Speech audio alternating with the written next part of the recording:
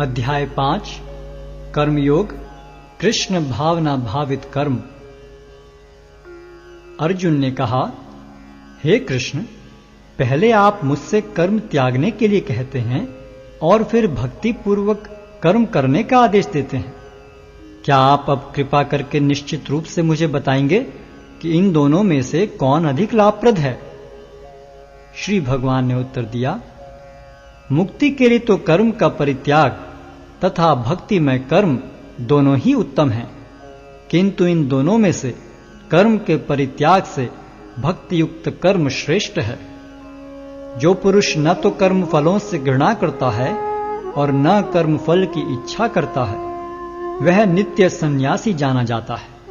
हे महाबाहु अर्जुन, ऐसा मनुष्य समस्त द्वंद्वों से रहित होकर बहुबंधन को पार कर पूर्णतया मुक्त हो जाता है। अज्ञानी ही भक्ति को भौतिक जगत के विश्लेषणात्मक अध्ययन से भिन्न कहते हैं।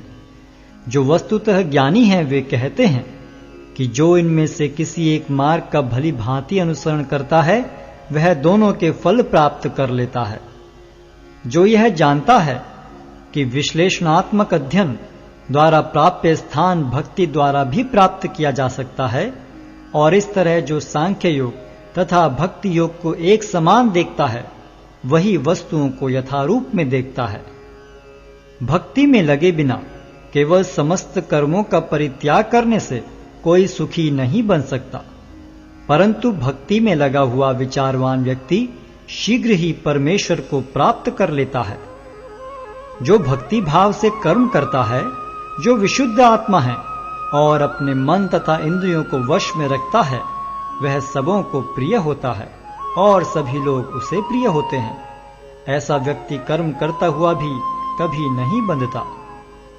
दिव्य भावनामृत युक्त पुरुष देखते, सुनते, स्पर्श करते, सूंघते, खाते, चलते फिरते, सोते तथा श्वास लेते हुए भी अपने अंतर में सदैव यही जानता रहता है कि वास्तव में वह कुछ भी नहीं करता।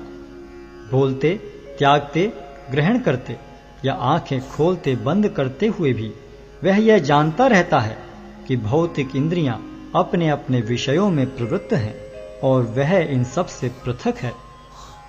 जो व्यक्ति कर्म फलों को परमेश्वर को समर्पित करके आसक्ति रहित होकर अपना कर्म करता है, वह पाप कर्मों से उसी प्रकार अप्रभावित रहता है जिस प्रकार कमल पत्र जल से अस्पृश रहता है। योगी जन आसक्ति रहित होकर शरीर, मन, बुद्धि तथा इंद्रियों के द्वारा भी केवल शुद्धि के लिए कर्म करते हैं। निश्चल भक्त शुद्ध शांति प्राप्त करता है, क्योंकि वह समस्त कर्मफल मुझे अर्पित कर देता है।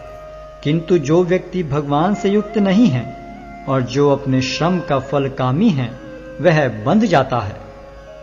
जब देहधारी जीवात्मा अपनी प्रकृति को वश में कर लेता है और मन से समस्त कर्मों का परित्याग कर देता है, तब वह 9 द्वारों वाले नगर में बिना कुछ किए कराए सुखपूर्वक रहता है।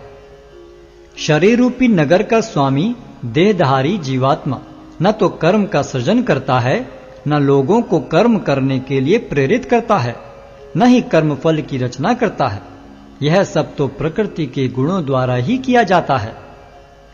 परमेश्वर न तो किसी के पापों को ग्रहण करता है न पुण्यों को, किंतु सारे देहधारी जीव उस अज्ञान के कारण मोहग्रस्त रहते हैं जो उनके वास्तविक ज्ञान को आच्छादित किए रहता है। किंतु जब कोई उस ज्ञान से प्रबुद्ध होता है जिससे अविद्या का विनाश होता है, तो उसके ज्ञान से सब कुछ उसी तरह प्रकट हो जाता है जैसे दिन में सूर्य से सारी वस्तुएं प्रकाशित हो जाती हैं। जब मनुष्य की बुद्धि, मन, श्रद्धा तथा शरण सब कुछ भगवान में स्थिर हो जाते हैं, तभी वह पूर्ण ज्ञान द्वारा समस्त कलमश से शुद्ध होता है और मुक्ति के पथ पर अग्रसर होता है।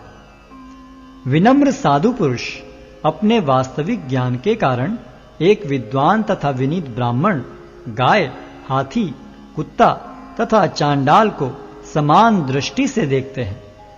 जिनके मन एकत्व तथा समता में स्थिर हैं, उन्होंने जन्म तथा मृत्यु के बंधनों को पहले ही जीत लिया है। वे ब्रह्म के समान निर्दोष हैं और सदा ब्रह्म में ही स्थित रहते हैं। जो न तो प्रिय वस्तु को पाकर हर्षित होता है और न अप्रिय को पाकर विचलित होता है, जो स्थिर बुद्धि है, जो मोह रहित है और भगवत विद्या को जानने वाला है, वह पहले से ही ब्रह्म में स्थित रहता है। ऐसा मुक्त पुरुष भौतिक इंद्रिय सुख की ओर आकृष्ट नहीं होता, अपितु सदैव समाधि में रहकर अपने अंतर में आनंद का अनुभव करता है। इस प्रकार स्वरूप सिद्ध व्यक्ति पर ब्रह्म में एकाग्र चित्त होने के कारण असीम सुख भोगता है। बुद्धिमान मनुष्य दुख के कारणों में भाग नहीं लेता, जो कि भौतिक इंद्रियों के संसर्ग से उत्पन्न होते हैं। हे कुंती पुत्र, ऐसे भोगों का आदि तथा अंत होता है, अतः चतुर व्यक्ति उनमें आनंद नहीं लेता।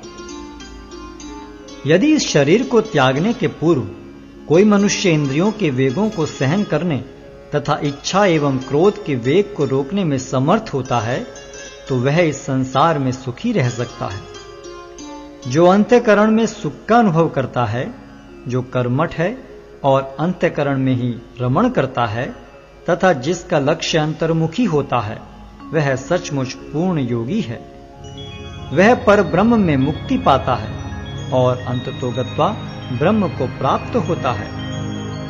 जो लोग संशय से उत्पन्न होने वाले द्वैत से परे हैं, जिनके मन आत्म साक्षात्कार में रत हैं, जो समस्त जीवों के कल्याण कार्य करने में सदैव व्यस्त रहते हैं और जो समस्त पापों से रहित हैं, वे ब्रह्म निर्वाण को प्राप्त होते हैं।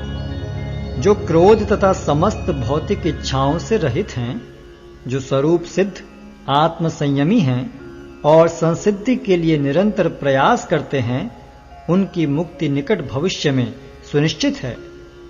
समस्त इंद्रिय विषयों को बाहर करके, दृष्टि को बाहों के मध्य में केंद्रित करके, प्राण तथा पान वायु को नथुनों के भीतर रोककर और इस तरह मन, इंद्रियों तथा बुद्धि को वश में करके जो मोक्ष को लक्ष्य बनाता है, वह योगी इच्छा, भय तथा क्रोध से रहित हो जाता है।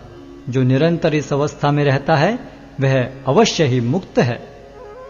मुझे समस्त यज्ञों तथा तपस्याओं का परम भोक्ता, समस्त लोकों तथा देवताओं का परमेश्वर एवं समस्त जीवों का उपकारी एवं हितैषी जानकर मेरे भावनामृत से पूर्ण पुरुष भौतिक दुखों से शांति लाभ करता है।